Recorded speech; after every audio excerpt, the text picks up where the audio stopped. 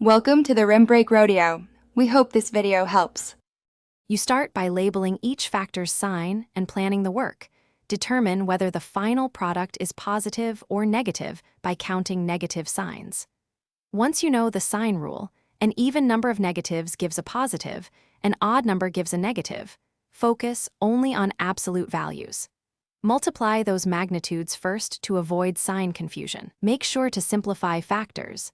Cancel common factors if using fractions before heavy arithmetic so your calculations stay smaller and less error. Now multiply the absolute values carefully. For whole numbers, use standard column multiplication or a calculator.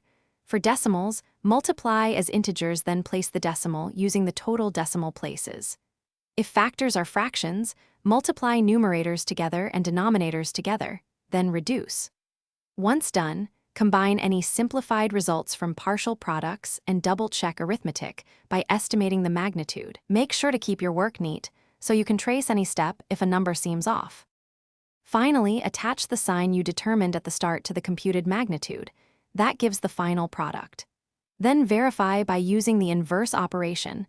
Divide the product by one factor to see if you recover the other, or check with a rough estimate to confirm magnitude.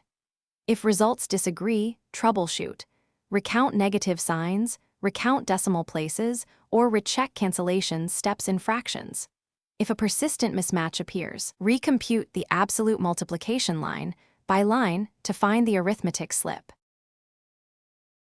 Thanks for watching. Consider subscribing if we helped you.